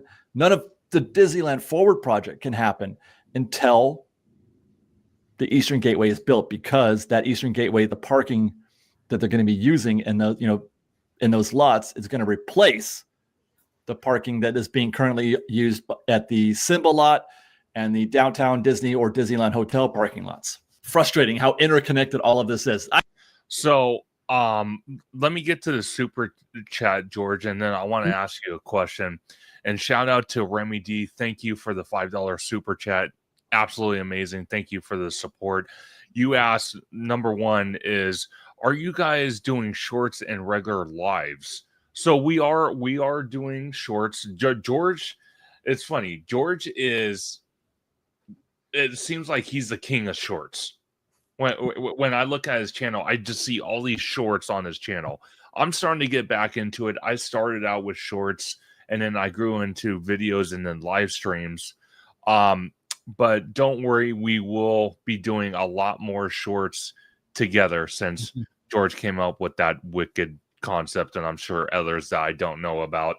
And then number two says, Fast and Furious won't affect Disney too much. How much are Eminem and Knots shaking in their boots when it opens? So Eminem, maybe is that Magic Kingdom or no? Well, that would be MK. It's something. Oh, Magic Mountain. Magic Mountain. Okay. Yeah. Yeah, I had to think there for a second there too. I'm trying to think what's Eminem. I just like, yeah, Magic Mountain and Knots. Yeah, so to kind of go off Remedy of what Conductor was saying, yeah, so yeah, whenever any time that he and I, our schedules, work together, we will be doing a lot more shorts, lives, videos, anytime that we can incorporate it, we'll definitely do that. Question two,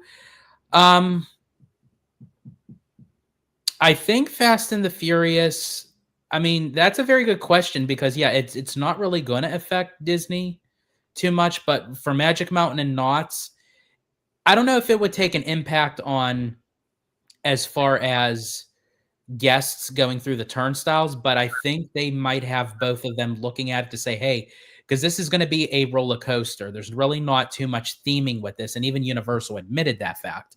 So you're basically just getting a full-fledged, highly, thrilling roller coaster, and that is going to go up against Magic Mountain and Knots. So they may be looking at it saying, "Oh, it's a shiny new toy. What do we have to offer and give?" So, I mean, I could definitely agree with you. I think it won't really hinder as far as like the guests per se, but I think it's going to make those two companies look at Universal and saying, "Okay, they got something new. We might have to." Pick up the pace a little bit. Absolutely. And just to kind of bounce off of what George was saying, it creates friendly competition, and the benefactor for that is us, the consumer. So I couldn't agree more. I don't think it's gonna sit there and cripple any of these companies, whether it's Knott's, Magic Mountain, or even Disney for that matter, but it's going to make them take a second look and exactly what George says, kind of look at their arsenal and see what they can bring next to life in their theme parks for the next guest experience fan factor by far. You know what? Let's talk about order of operations here as we wrap up that part of the conversation, because it's important to try to understand how these things are going to be happening and how they relate to each other. The very first thing that's going to happen, that we should look forward to, the next thing that we should look forward to while they're in the middle of building Avengers Infinite Defense, that's, we're maybe halfway through. Demo is going to begin first by the end of this year for those backstage areas for Coco. We talked about that in a previous video. There's permits filed. Looks like they're getting ready. They're moving stuff out of those buildings. It looks like they might be starting to move. So we're going to see demo first at Coco behind the Incredicoaster. Then they're going to close Mike and Sully's To the Rescue based on, the whispers that I'm hearing sometime around May of 26. Demo won't begin on that building until at least the summer, I would guess July, August. I'm not sure how long it's going to take them to, because the first thing they have to do, they can't just start, close the attraction and tear everything down. They're going to strip it for parts. They're going to strip Monsters Inc. for parts and use any of those animatronics, save those animatronics, save the ride vehicles, save some of the set pieces, whatever. Not for another attraction. I don't believe that Monsters Inc. is ever going to be put somewhere else. That attraction will be no more. Even as something else, I don't think. Well, maybe they might use the animatronics. They might recycle those animatronics for another attraction. But that, they have to do all that first, and that could take months. So I'm thinking maybe summer, and this is just speculation on my part. I'm just trying to do the mental math. Maybe summer of 26, we start seeing demo of Mike and Sully to the Rescue and the 2 studio buildings to its left and right. And then they would close that side of Hollywood backlot. At that same time, once they get the go-ahead, and this is how I was talking about before, how things are symbiotic. Once they get the go-ahead to start demoing Monsters, Inc., at the same time, you'll probably see your first action at the Eastern Gateway. That means, the lot will be closed. Currently it's a cast member parking lot. They'll close that lot. We've driven by there once or twice, and you can't really see much, but it's just a giant parking lot right now, flat one. And they're going to build, a real parking lot. You'll start seeing your first action there, maybe in summer of 26. They'll close it off. The gates will go up, and you'll start seeing them tear up the concrete and, do the grading, the dirt grading and everything for the actual construction. At the same time that, or perhaps they will be doing simultaneously, but it's at what point, I'm not sure, while they're building the actual parking structure on the other side of Harbor, on the hotel side and on the, the restaurant side of things, actual Harbor Boulevard, they will begin simultaneously building that bridge that connects the Eastern Gateway to the Harbor Boulevard entrance of Disneyland. We're going to get a whole new entrance, and that's going to sort of occupy, as we mentioned before, that transportation hub space and the Toy Story bus drop-off area, and that'll be, Pandora. My expectation, by the way, for the Eastern Gateway is probably 18 to 24 months. That's how long I think it'll take them to build that parking structure, 18 to 24 months. So, George, I want to ask you, because he's saying 18 to 24 months, and you saw how big that parking structure is going to be. Is that realistic, or you think it's going to be longer than that? Oh, hey, you're muted. Yep, no, it was my turn. I mean, they did say that the parking structure was going to be Mickey and Friends and Pixar Pals, like, bigger combined Sure. than those two. I don't know. I don't know if that is like legit. It just depends on really how fast they do the construction. Disney is very notorious of not really knowing. They could get something up quickly if they wanted to, but they're also known to take their good old time with it. So it's possible they may get it within 24 months. I mean, that would be, literally 2 years. I mean, because it is just a parking structure. It's going to be a big one. Oh, sure. But also, we also have to take into consideration too. They have to lay out the foundation. They have to dig up and set everything in. So, I mean, that's going to take some time. No, by far. But that's just the parking structure. Then you have to go on to the bridge.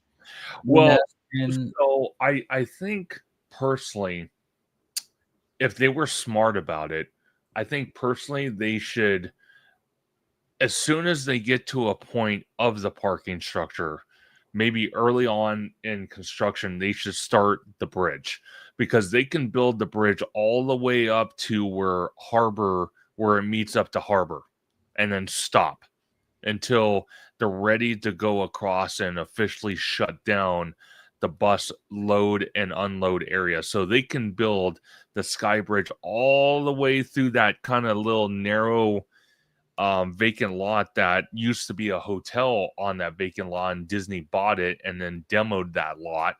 They could build it all the way up to that fence, that black fence that you can see on the sidewalk, and then stop until they're ready to go over Harbor. So they could do that. And that would put them, at least in my opinion, that would put them way ahead of the game if they did it that way. Because again, it's not it is guest facing if you look down that way, but it's not like they have to sit there and deter guests from that area, because it's not like they're going over Harbor yet. They're just stopping at a point behind a fence. So it is possible, but I don't know. That's just my personal opinion. I'm no construction nerd, believe me. I'm just talking we're just basically giving like our thought process. Yeah, because I really don't know the yellow and red tape behind it all, but just of how history looks, it just seems like they've gone, much longer when Oh, they do stuff. absolutely. And Remy D says, I don't think ever used the parking lot every time. I've been to Disneyland staying at a hotel across the street, and walking across the street is just too convenient. Yeah, that's what we do, Remy D. Honestly, we just walk. Yeah. So again, I think this parking structure is going to serve more for just the daytime guests, more than anything. Mhm.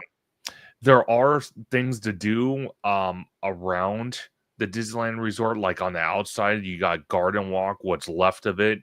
You do have some things to do, but again, I don't think it's going to be more for people that are either staying on property or staying adjacent to Disneyland at, as you can see in the picture, the Grand Legacy at the Park Hotel and other neighboring hotels. So it should be pretty interesting.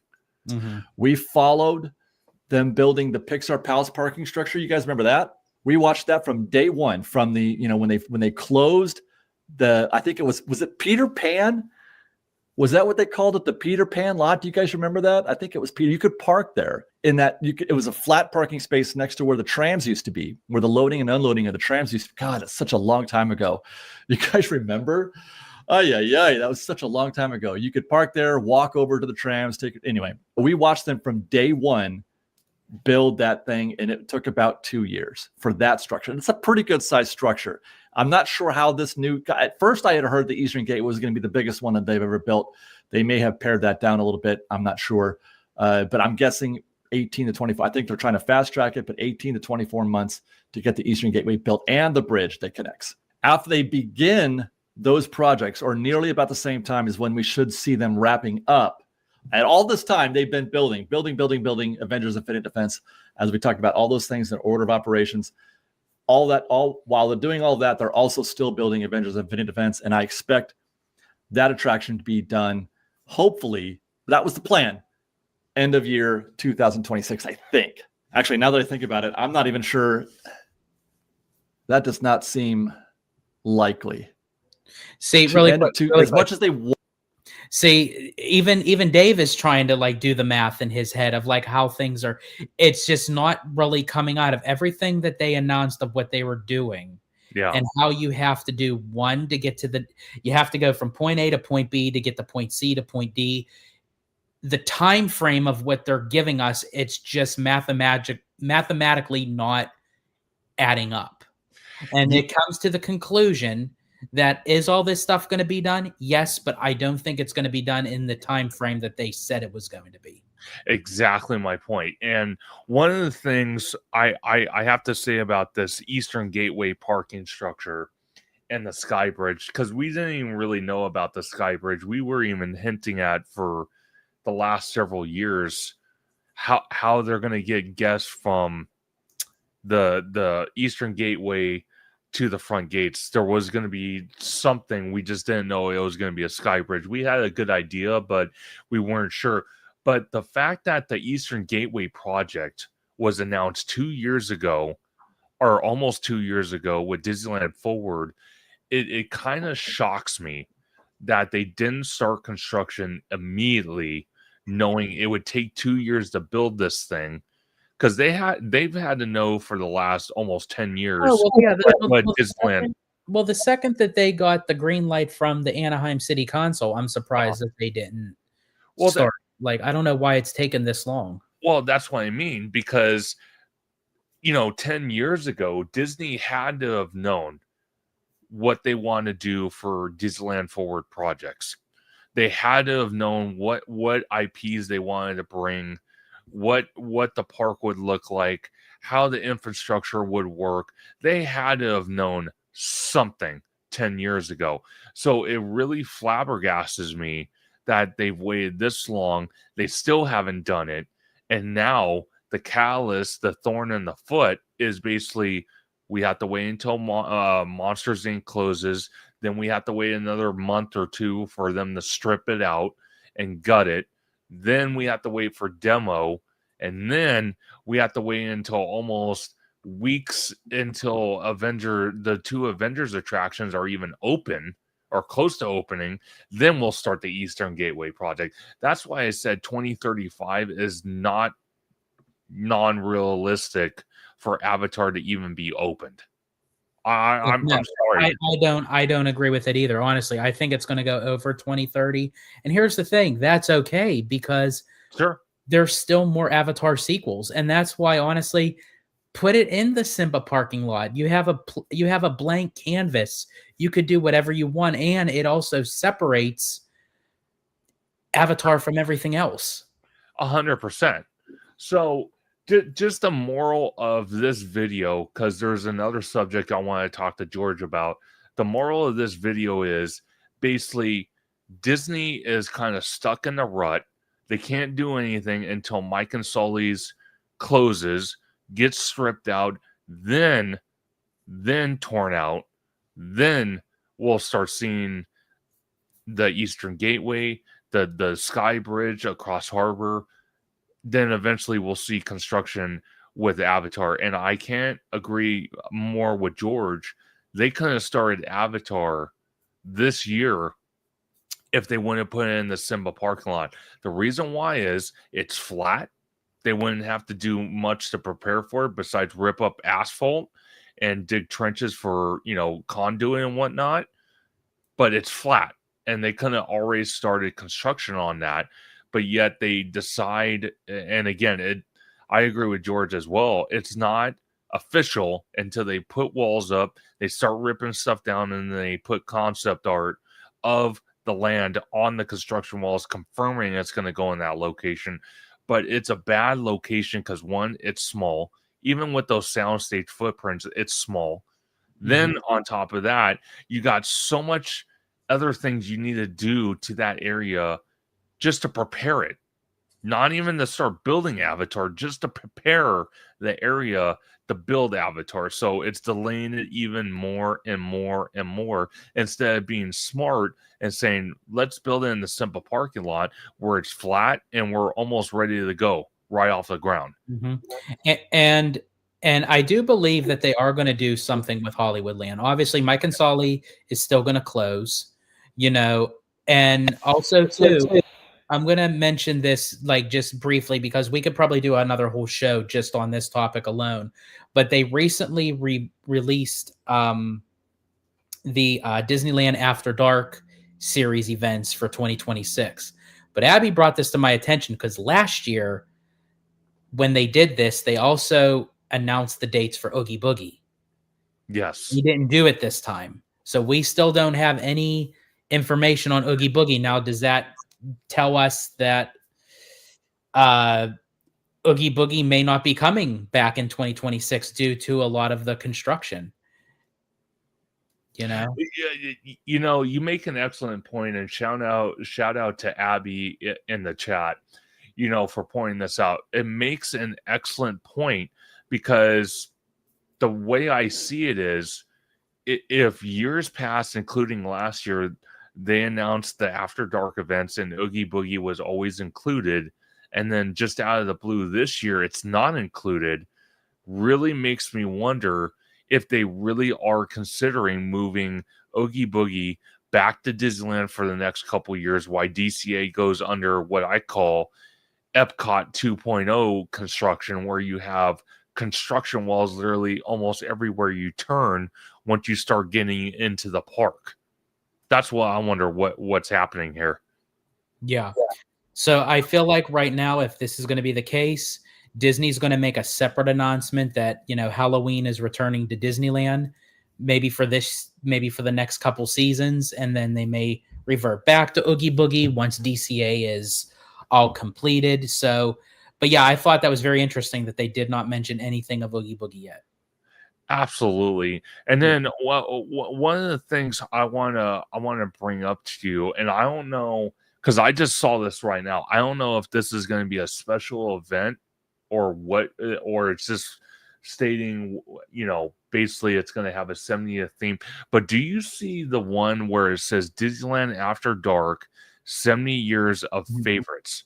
Yes. I wonder if that's going to be a unique event where it's going to be a one-time ordeal, or maybe they're going to have a couple nights, but basically it's going to be a one and done situation. What could we see out of the 70 years of favorites? So Abby and I actually did a video on this topic in particular. It is going to be released pretty soon on Hollow Gelato. That particular event, because we were trying to figure out what it meant, they kind of throw in the theme for the 70th anniversary, so that's why they did 70. Yeah. And Abby and I got a lot of surveys after we did these events, because we did Sweethearts Night last year, we did 90s Night, we did Star Wars Night, and we got these surveys after we attended, and they were asking, like, what was your favorite part of this? What was your favorite part of that? What would you like to see? So I feel like they took all those surveys, put up all the data, and picked whatever highest percentage of what the guests pick. So basically with this event in particular is what the guests picked. And that's why it's kind of like a mashup of all things returning from past moments in Disneyland. Like Flick is returning, which Haunted Mermaid 13 had mentioned. Flick will be returning for this event. Mother and Father from Carousel of Progress is going to do a meet and greet. They're also doing there was a couple other things on there too that the new president of Disneyland like hinted with I think it was like a Instagram post or something. So we're actually excited to possibly try this. Hopefully that we can nab tickets. It's only for 2 days. It's March 3rd and 5th. So we're going to try to, yeah. Okay. So that's right. We can't do the 5th. That's right.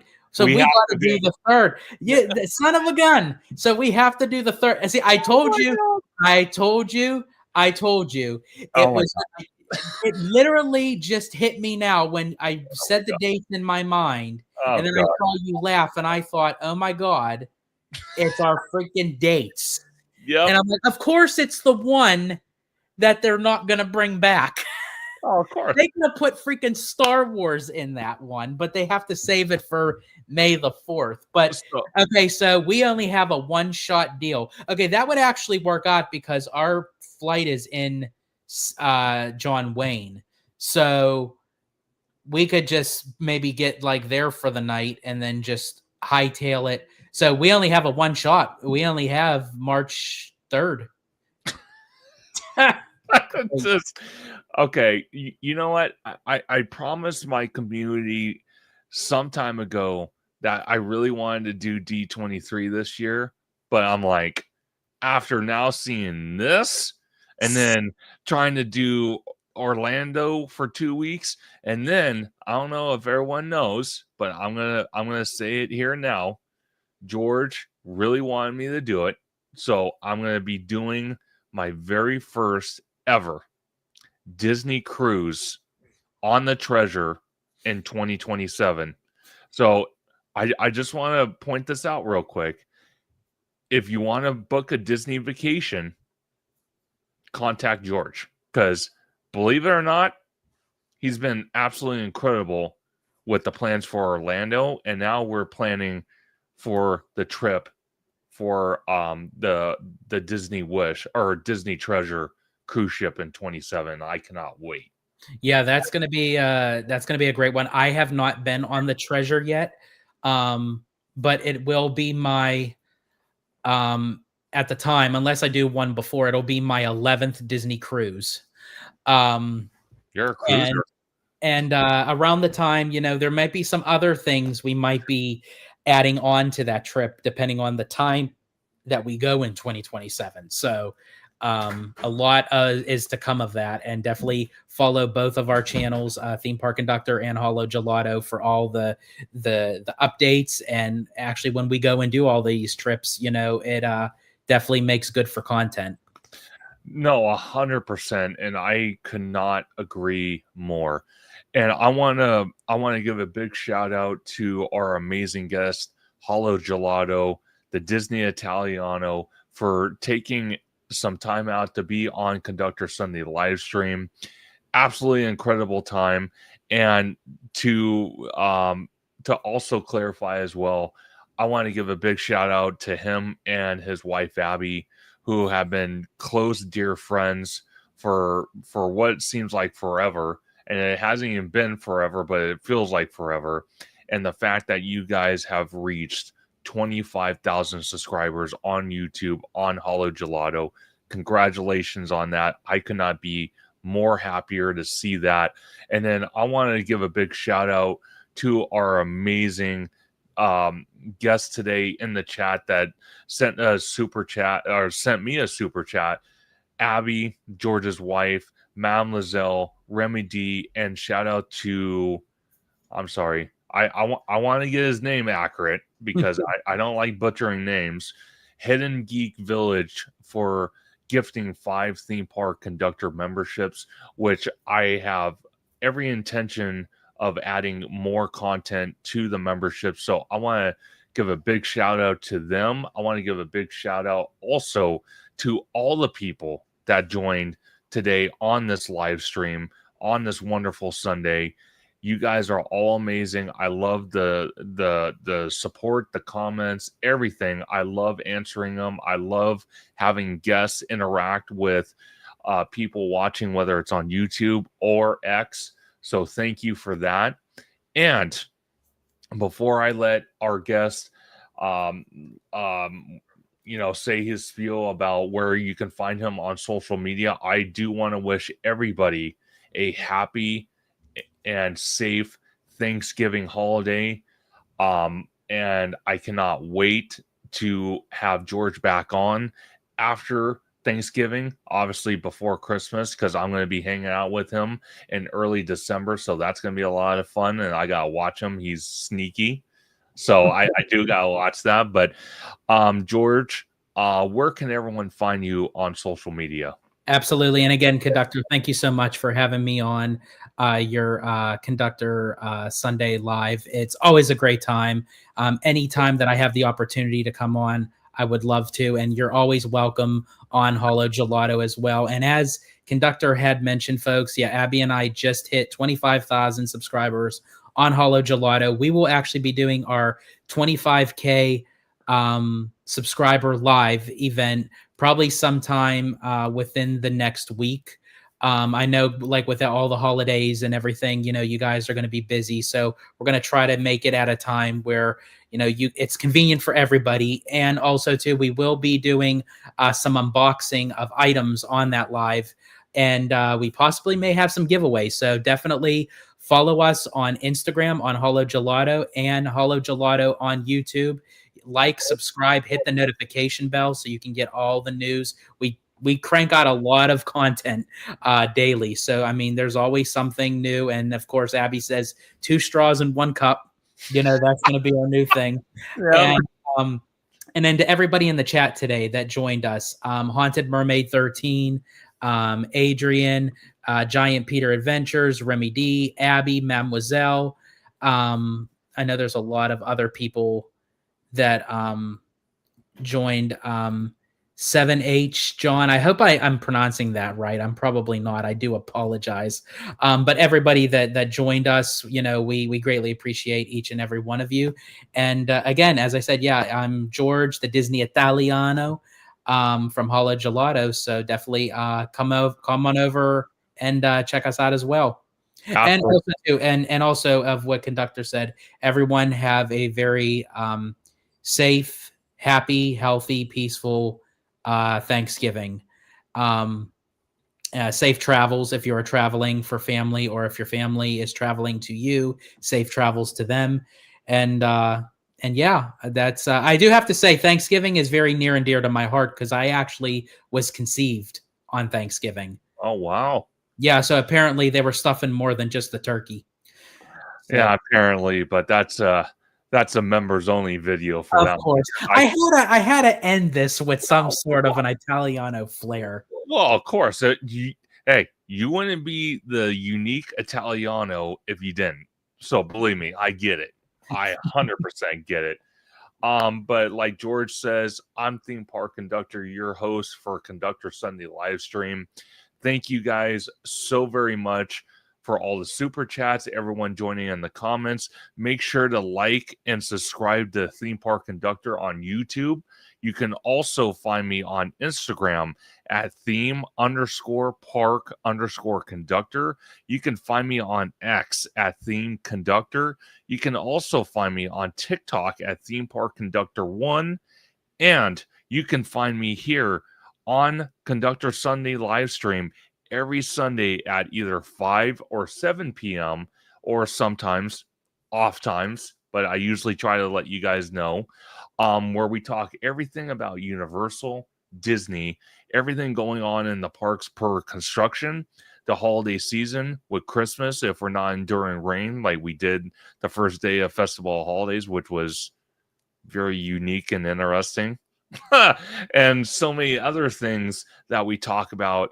And the countdown is beginning for the Walt Disney World trip, my very first time to Orlando for the theme parks. I'm so excited. I cannot be joined by a better friend and a fellow content creator to experience that. So I cannot wait.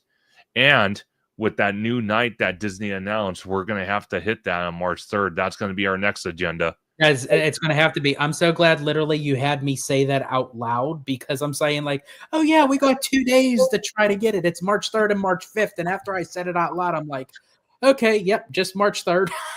Exactly, March 3rd. So that is going to be a trivial situation, because by far this is a brand new event. It's not coming back. It's a one and done deal, only for 2 days. So it's going to be tricky to get tickets, but me and George are determined.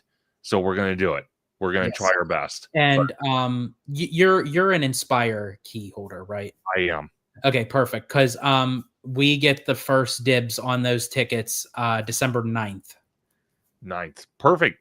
Yep. Hey, that works for me, because when I look at my calendar, that works out perfect. So, Perfect. But everyone, again, have a great night. Happy Thanksgiving to everybody. And I will see you guys next Sunday on Conductor Sunday live stream.